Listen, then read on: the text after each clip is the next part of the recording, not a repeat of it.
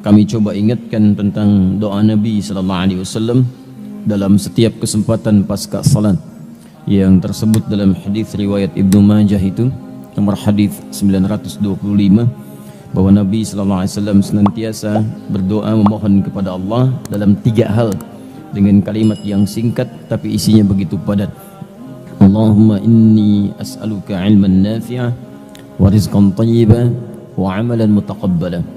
Ya Allah, hamba memohon kepadamu agar engkau menganugerahkan ilmu yang bermanfaat, rizki yang halal dan baik, kemudian penerimaan amalan yang diterima. Jadi saya sering ingatkan bahwa selevel Nabi Muhammad SAW saja yang sesungguhnya sudah dijamin dengan surga, dijaga dari maksiat, membuktikan syukurnya kepada Allah Subhanahu wa taala dengan meningkatkan ibadahnya, dan yang luar biasa masih berdoa kepada Allah dengan begitu tawadhu'nya, ya Allah mohon terima amalan saya. Karena itu seringkali kita bertanya, siapa kita yang bukan seorang nabi, juga bukan seorang rasul, belum ada jaminan bagi kita yang kuat untuk masuk surga, dan kita bukan orang yang maksum dari maksiat, bukan terjaga dari maksiat. Maka kita harus lebih serius dibandingkan dengan orang-orang terdahulu dalam mendekat kepada Allah Subhanahu wa taala. Ini waktunya begitu singkat, persaingannya sekarang sangat ketat. Singkatnya, jangan terlampau banyak mainnya. Ya, jangan terlampau banyak mainnya. Jangan terlampau banyak mengerjakan hal yang sia-sia. Sudah saatnya kita membuat kurikulum kehidupan yang teratur. Bahkan sholat ini dibuka dengan sholat subuh, dan ini memiliki 2 nama di antara sekian sholat yang lain. Yang lain cuma 1 nama, zuhur, asar, maghrib, isya. Subuh 2. Ya, fajar dengan subuh. Ingat, fajar dengan subuh. Fajar menunjukkan korelasi keimanan kita yang terpancar ketika mendengar panggilan untuk menunaikan sholat. Muncul pancaran dalam hati kita untuk merespon fajar. Ya, buka Quran surah ke-62 ayat yang ke-9, paling kiri sebelah atas. Ya ayyuhalladzina amanu idza nudiya lis-salati min yaumil jumu'ati fas'au ila dzikrillah. Hei orang-orang yang telah menyatakan dirinya beriman kepada Allah, kalau anda kemudian diseru di hari Jumat untuk menunaikan sholat ibadah, fas'au ila dzikrillah, maka bergegaslah anda untuk ingat kepada Allah. Zikir di sana sholat, karena sholat disebut dengan zikir. Dari mana taunya? Buka Quran surah ke-20 Thaha ayat yang ke-14.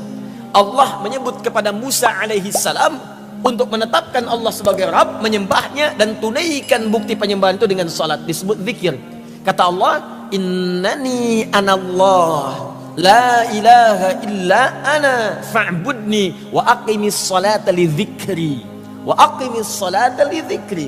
Musa, saya Allah, tidak ada Tuhan selain saya. Ya, fa'budni. Jadi kalau anda sudah mengatakan Allah Tuhan saya, maka anda pun berkomitmen untuk menyembahnya. Oh, hati-hati nih, orang yang mengatakan asyhadu an la ilaha illallah, tidak cukup dengan mengatakan saya muslim, percaya dengan Allah. Anda dituntut membuktikan kepercayaan dan keyakinan itu dengan pembuktian penyembahan kepada Allah. Makanya ketika Allah mengatakan kepada Musa, saya Tuhan, kamu harus yakin saya Allah, tapi tidak cukup meyakini saya sebagai Allah. Fa'budni, buktikan keyakinanmu dengan menyembah saya. Bagaimana caranya? Wa aqimis shalah. Pertama, ibadah yang paling pokok, tunaikan salat. Jadi kalau ada orang bersyahadat, mengaku muslim tapi tidak mau sholat, ini menunjukkan ada masalah dalam syahadatnya. Karena nama Allah tidak sekedar menunjuk pada aspek ketuhanannya, tapi juga ubudiyah, pembuktian penyembahan kepada Allah Subhanahu wa taala. Wa aqimis salata lidzikri, tunaikan salat sebagai zikir kepada saya. Di surah Quran surah Al-Jumu'ah disebut kita fas'au ila dzikrillah. Kalau sudah tiba hari Jumat, cepat-cepat siapkan diri untuk menunaikan sholat Jumat sebagai zikir kita kepada Allah. Kalimatnya menggunakan fas'au. Bersegera di sana, siap-siap mandi dulu, siapkan wewangian. Di kalau waktu Jumatnya misal 11.58, ya antum siap-siap dari jam 11. Siap-siap dari setengah 11. Bahkan malamnya siapkan di pakaian untuk Jumat. Ini wewangiannya. Saya mau Jumatan di masjid mana? Jarak dari kantor ke masjid sekian. Jam berapa saya berangkat? Tiba untuk mengejar saf yang pertama. Keberkahannya banyak. Ada rizki, ada terkabulnya doa, ada macam-macam, ada ketenangan, ada pengabulan segala hal yang dimintakan, ada semuanya.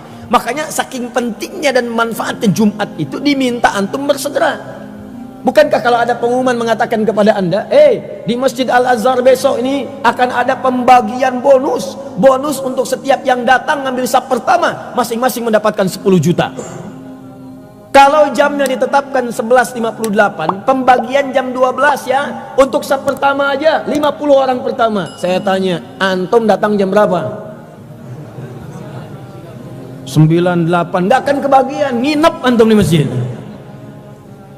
Kenapa? Karena antum tahu banyak hal yang didapatkan. Nah, ini kebanyakan orang Jumatan itu tidak mempelajari dulu apa keutamaan Jumat.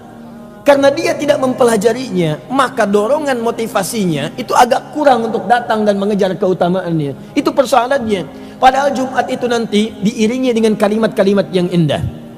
Ada kalimat tentang rizki, wallahu khairur raziqin, di ayat ke-11-nya. Ada kalimat nanti penyandingan dengan munculnya banyak relasi, ayat ke-10-nya. Ada banyak hal yang mungkin kita bahas di lain kesempatan, tapi saya ingin tunjukkan, jangan banyak kita kemudian hidup mengisi kehidupan di muka bumi ini dengan mengerjakan hal yang sia-sia. Mulai sekarang petakkan kehidupan dengan lebih baik. Anda mesti tahu apa yang mau dikerjakan di hari ini. Sholat kita disebut dengan subuh, pancaran kebaikannya disebut dengan fajar, waktunya disebut dengan subuh dari kata asbah. Asbah itu sesuatu yang sudah siap dengan rencana.